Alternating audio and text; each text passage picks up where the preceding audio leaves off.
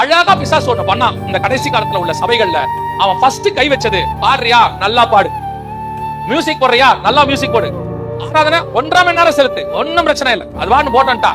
அப்புறம் அனௌன்ஸ்மெண்ட் 1/2 மணி நேரம் கொடு, வார்த்தை 20 மினிட்ஸ், வார்த்தை 15 நிமிஷம். அவன் பண்ண ஒரே வேலை, ஆராதனை இல்லைன்னு சொல்லல, ஆராதனையில வார்த்தையை குறைச்சான். இன்னைக்கு எந்தெந்த சபையெல்லாம் நான் லைவ் போகுது, எனக்கு ஒன்றும் பிரச்சனை கிடையாது, அதான் சத்தியம். இந்த ஆராதனை நிறைய ஆயிடுச்சு, எங்களுக்கு 7, சிலருக்குலாம் ஒரு பெருமை இருக்குது, எங்களுக்கு 8 ஆராதனை, 9 ஆராதனை, 10 ஆராதனை, 15 ஆராதனை வச்சிருக்கிறோம். காலையில் 6 மணிக்கு ஆரம்பிச்சா நைட் 10 மணி வரைக்கும் ஆராதனை வச்சிருக்கீங்க. நீ 65 ஆராதனை வச்சுக்கோ, வந்த ஜனங்களை சுத்திகரிக்காம வெளியே அனுப்பினா உன் ஆராதனை விருதம்.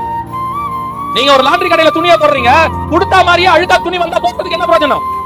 ஒரு அயன் கடையில துணி கொடுக்குறீங்க, அதே சுருக்கத்தோட வந்தா அவன்கிட்ட கொடுத்ததுக்கு என்ன பிரயோஜனம்?